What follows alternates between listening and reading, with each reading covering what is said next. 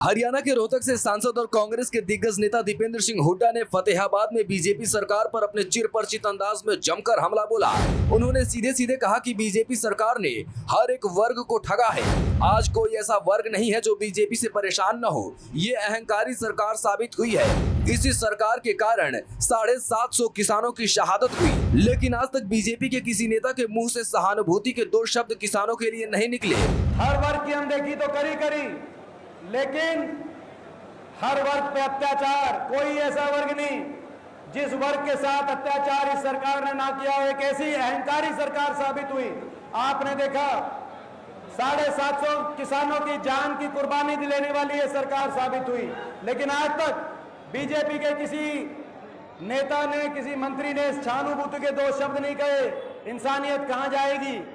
750 घर जल गए, लेकिन सहानुभूति का एक शब्द नहीं।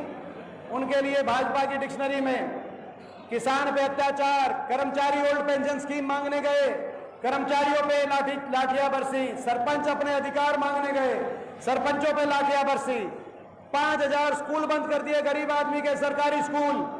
उसके बाद 500 स्कूलों के आगे छोटे छोटे बच्चे, पहली दूसरी क्लास के बच्चों को धरने देने पड़े। एक महीना, 2 महीने धरने चले कि हमारे स्कूल में एक टीचर नहीं है। देश में शायद दूसरा उदाहरण ना हो।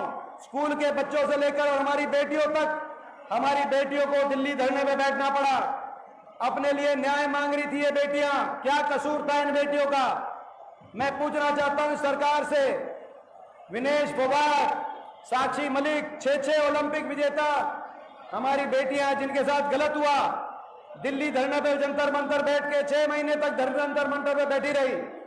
दिल्ली की सड़कों पे घसीटवाने का काम इस सरकार ने किया। वो अपने लिए इंसाफ मांग रही थी। एफआईआर तक दर्ज नहीं हुई, एफआईआर तक दर्ज नहीं हुई। सुप्रीम कोर्ट ने जब कहा, उसके बाद सरकार ने एफआईआर दर्ज करी, नहीं तो एफआईआर दर्ज नहीं हुई। अब यही हमारी बेटियां, यही खिलाड़ी जब मेडल लेके आते हैं, हमें गर्व है हरियाणा खिलाड़ियों पे। मैं बधाई देना चाहता हूं। 6 में से 5 मेडल ओलंपिक के खेल हुए, 6 मेडल आए हिंदुस्तान के, जिसमें से 5 मेडल हरियाणा के हमारे खिलाड़ी लेके आए। हमें गर्व है अपने खिलाड़ियों पे। हुड्डा ने आगे कहा कि हमारी लड़ाई हरियाणा के गरीबों वंचितों को उनका हक दिलाने की लड़ाई है। हमारी लड़ाई बाबा साहब के संविधान को बचाने की लड़ाई है।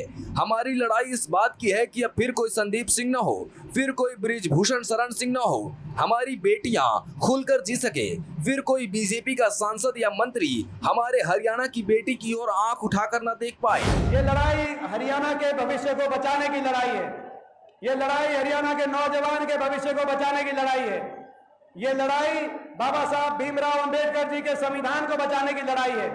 ये लड़ाई जय जवान जय किसान के नारे को बचाने की लड़ाई है।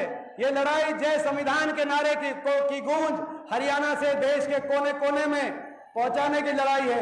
ये लड़ाई 1.5-2 महीने के बाद हरियाणा के बड़े बुजुर्ग को देश में सबसे ज्यादा 6000 बुढ़ापा पेंशन दिलवाने की लड़ाई है।